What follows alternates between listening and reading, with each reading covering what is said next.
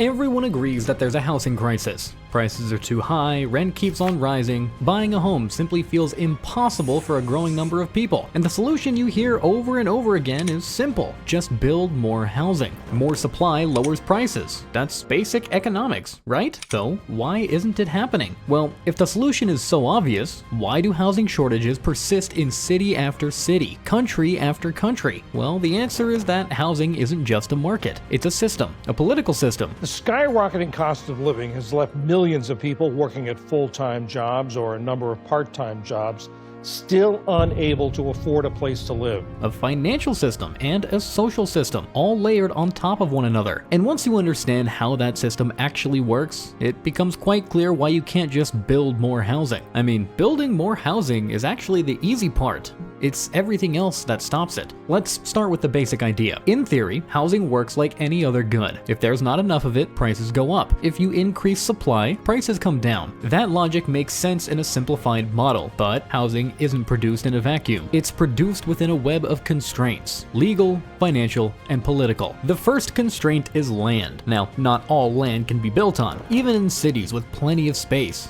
most land is already owned, already developed or restricted in some way, and that's where zoning comes in. Zoning laws determine what can be built, where, and how densely. In many cities, large portions of land are zoned exclusively for single-family homes. That means no apartments, no multi-unit buildings, no mixed-use developments. Even if there is a demand for more housing, the law simply doesn't allow it. So when people say, just build more housing, the immediate question is where? Because in many cases, the answer is, you can't, at least not without changing the rules. And changing those rules, as you might imagine, is not easy, because homeowners, the people who already live in these areas, often oppose new development. This is sometimes called NIMBYism, not in my backyard. But it's not just about aesthetics or neighborhood character, it's about money. For many homeowners, their house is their largest asset. Rising home values aren't just nice, they're essential to their financial security. So anything that might lower property values, like adding more housing supply, is seen as a threat, and homeowners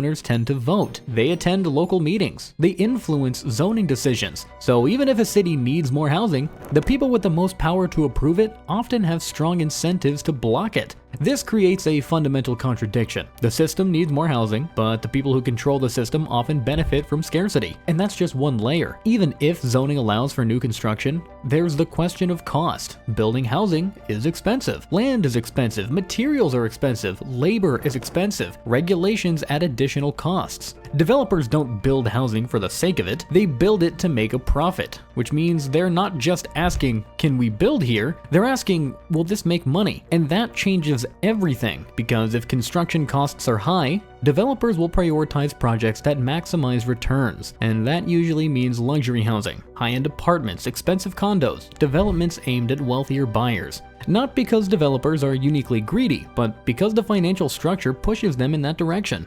If it costs a certain amount to build a unit, you want to sell or rent it at the highest possible price. So even when new housing is built, it doesn't necessarily help the people who need it most. And this leads to a very common argument, that building any housing, even luxury housing, eventually lowers prices overall. The idea is that wealthier people move into new units, freeing up older units for others. But in reality, that process is slow, uneven, and often disrupted by speculation and investment. Because housing isn't just something that people live in, it's also an asset, and that changes how it behaves. Investors buy property not to live in it, but to store wealth, generate returns, or speculate on future price increases. In some cities, entire buildings sit partially empty, owned by investors who are more interested in appreciation than occupancy. So even if you increase supply, it doesn't automatically translate into accessible housing, because some of that supply is effectively removed from the market. Then there's financing. Developers rely on loans to fund construction. Banks and investors want to minimize risk, so they prefer projects that are more likely to succeed financially. That often means building in already desirable areas, targeting higher income tenants, and avoiding projects that serve lower income populations. regulations. Affordable housing, in many cases, requires subsidies, incentives, or direct government involvement. Without that, the market alone tends to undersupply it. And that brings us to another issue: time. Housing doesn't appear overnight. From planning to approval to construction, it can take years to complete a project. Even if policies change today, the effects might not be felt for a very long time. Meanwhile, demand continues to grow. Cities attract people for jobs, education, and opportunities. Populations increase, housing demands rise. And if supply can't keep up quickly enough, price continues to climb. This lag creates a persistent imbalance. Now, layer that on top of the role of infrastructure, and housing isn't just about buildings, it's about everything else around them: transportation, schools, utilities, healthcare. If you build more housing without expanding infrastructure,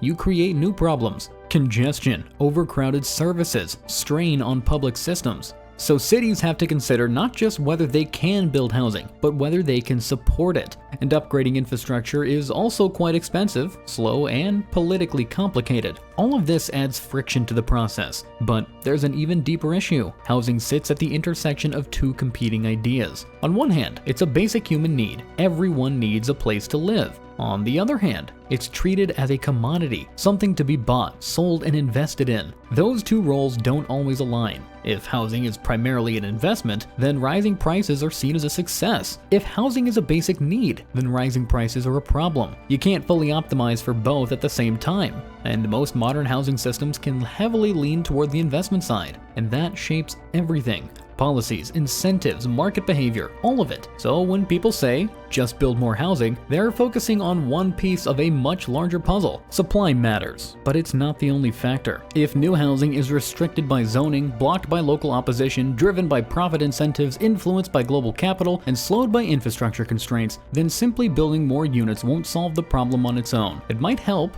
it might ease pressure in some areas, but it won't fundamentally change the system. Because the system isn't designed purely around meeting housing needs. It's designed around a mix of economic, political, and social priorities, and those priorities don't always align with affordability. So what would it actually take to address the housing crisis? It would mean changing zoning laws to allow for more density. It would mean reducing barriers to construction while maintaining safety and quality. It would mean addressing speculation and treating housing less like a financial asset and more like a public good. It would likely require significant public investment in affordable housing, and it would mean confronting the political reality that some people benefit from the current system. It's really not an easy set of changes. It involves trade-offs, conflicts of interests, and long-term planning. There's no single policy that simply fixes everything, but understanding the complexity is the first step. Because the idea that we can simply build more housing suggests that the problem is straightforward, and it's not. Housing is one of the most complex systems in the modern economy. It's shaped by laws, markets, incentives, and human behavior. And until those pieces are all addressed together, the crisis is likely to persist. So the next time you hear someone say, just build more housing, it's worth asking, if it were that simple, wouldn't we have done it already?